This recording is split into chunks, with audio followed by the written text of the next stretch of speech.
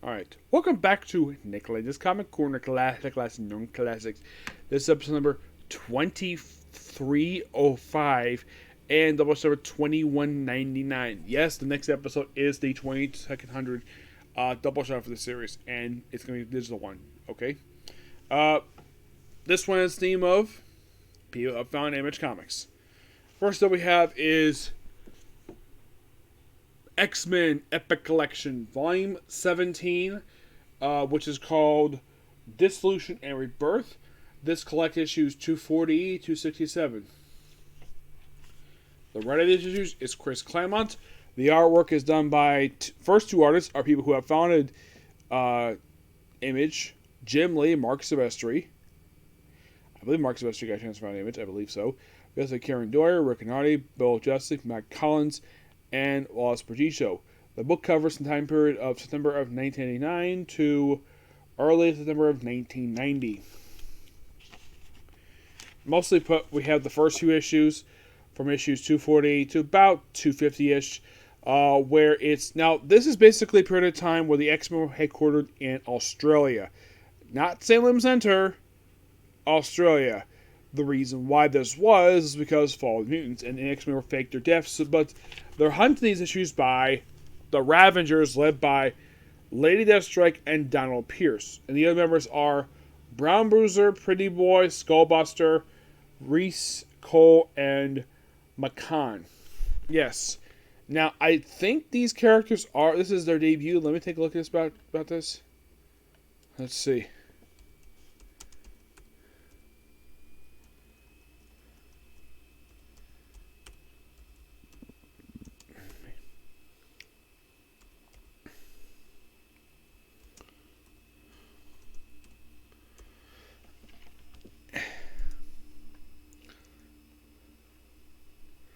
No, the Reavers. This was actually not their debut. The debut was actually in 229. Which I'll get to, don't worry. Yeah, and also this issue, Longshot and Storm lead the team. The reason? Well, in the case of Storm, we'll get to that. Yeah, and this is also a period of time where the X-Men are falling apart, and, well, they're under constant attack by the Reavers. And this lasts for the first few issues, where Storm... Yeah, she has to lead the team because of stuff. And of course, you have more threats to the Ravers throughout these next few issues. Yes. The Ravers, if you're curious, like aside from the fact they debut in 229, yeah, they're basically a group of cyborgs. And I was not really a big fan of the version that appeared in X-Men. So basically they're here to 249. They skip 250 and they're back for 251, 255. And then they're back for 261, 262, 269. Yeah, basically they're here for a very good period of time.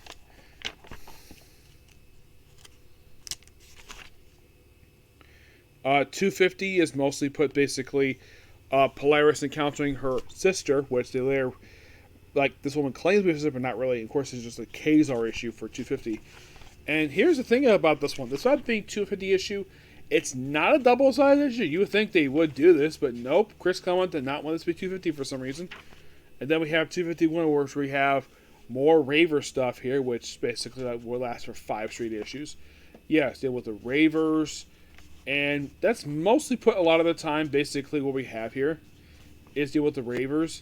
And we also have basically the Deathstrikers go for a swim. And I think this is Donald Pierce, where he's basically actually somebody else who comments about how beautiful Lady Deathstrike is, which no surprising she is. And then we have like a new legend is born. Yeah, in case you're curious though, what was the first issue Jim Lee did for this book? Was it 248, you might ask? I believe so. I think this was the first issue he did for the book. Yep, though mostly we have Mark, especially Dan Green on the artwork. Yeah, and this is basically, I think this is the start of the Muir Island, 254. I believe this is the start of the Muir Island X-Men. Yep. And they're only here for a very brief period of time. It's mostly put basically... They're here from 254 to pretty much 264. Yeah, and they're the primary X-Men team here because I think like 253, I think like the main team disbanded. Actually, it's more like basically a team was reduced to like 2 people. And also Storm got turned into a little girl by the previous issue. It's like, okay, we got to basically do a fresh start. We got stuff X-Men, so let's it appear for a very brief period of time. And then we have issues 256, 258, be the Axe Vengeance time, which I've kind of discussed this already, where the manager makes Psylocke into assassin. That is mostly put exactly what goes on in these issues. And yeah, I think it does wrap with 258.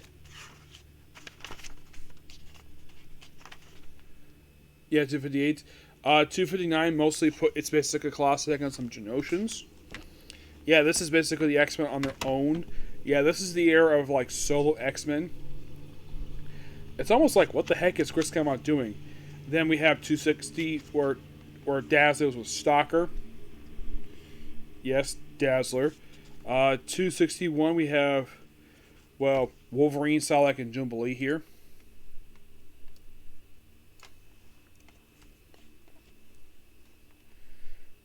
Yeah, and Jean Grey joins the Muir Island X-Men in this issue. Yes, Jean Grey. Yep. But the main X-Men itself are only back for one issue, but they're not fully back yet for quite a while. Because mostly put, it's just Muir Island X-Men stuff. And this lasts until, for quite a while. Yeah, and then we have Beast show up because of X-Factor appearing in this issue. 264.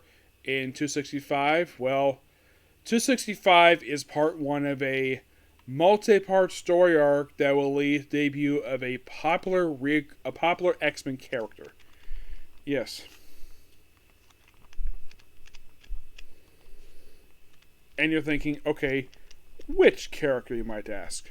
Well, because mostly put from 265 to 267, it's mostly put, or it's basically Storm as a child. Yes, though I think it's the end of 260. Where we have in 260s, we have debut a popular X-Men character, Gambit. Gambit, you can think of Gambit as one of the last major creations of Chris Claremont. And this issue is his debut. Now, Chris Claremont did create him, but Jim Lee did not anything to do with his creation at all. I think Jim Lee worked in the cover. Probably, yes. We have Mike Collins' issue. I've kind of discussed this already thanks to the Gambit Classics. I'm not worried about this issue. Yeah, this whole storyline gets wrapped up with 266. 267 is mostly put... it's focused on... I think this is notes. I'm trying to think. Who is this character? For 267. Let's see. This is focused on...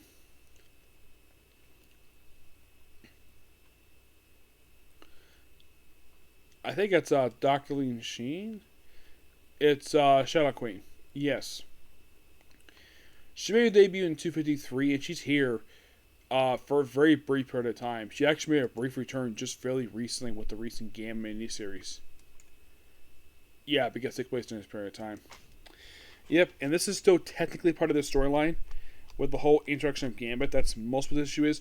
And that's pretty much it. It's like, okay, so we basically just remove the X-Men, but still have X-Men and just do this whole Muir Island stuff. This book is pretty good. Give this book roughly a 9.5 out of 10. Yep. Oh, and it'd be some point in the future where I would close the gap between the Marvel X-Men workout and this one. But the last book I work on that has issues that I haven't reviewed that came up with this one is going to be something to do with Inferno, which I'll discuss in a future video. Next up, we have another book written by a guy who went and found this image.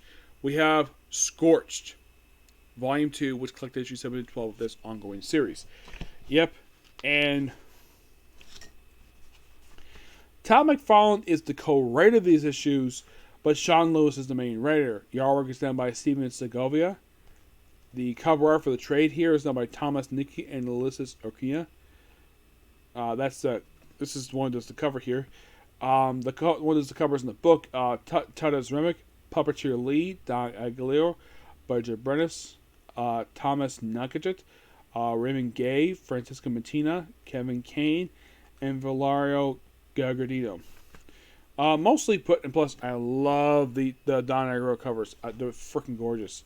So mostly put, it just deals with what was going on in the previous trade, where we deal with like various stuff that Scorch's group basically deals with. Scorched, here's the weird thing: this book is technically her book. It's more like a group book that features Spawn, Gunslinger Spawn, and some Angel. Yeah, and that's mostly put, and of course they got various different people. We even have Haunt. Yes, Haunt. Okay, if you don't know who this guy is, Haunt is a creation of Todd McFarlane and Robert Kirkman. And he made his debut in his own solo title. That lasted for for 28 issues, a little over 2 years. And I had heard at the time when the book ended that he was going to make an appearance in Spawn. It took him a long time because basically Todd McFarlane was basically doing other stuff. So,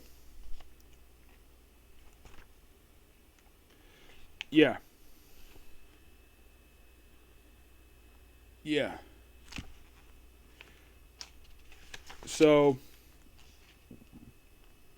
most of all, we have the group, and of course, we have a Crusader version of Spawn appear in this book too. The book itself was really good. I thoroughly enjoy this. And if you're a fan of Spawn, I do recommend checking this out because this book is a lot of fun. We deal with like Sin Devourers, of course, Haunt, like I mentioned, is here. But this book is a lot of fun. Do I think this book is anytime soon? No. For two reasons. Number one, it's making Image a lot of money, this book. And two, I don't think Todd McFarlane is planning any a book that's actually been successful for him. So there's that. So that's episode. I would have time to do one more Comic Corner, but I gotta do a stream soon, okay? Next video. Bye.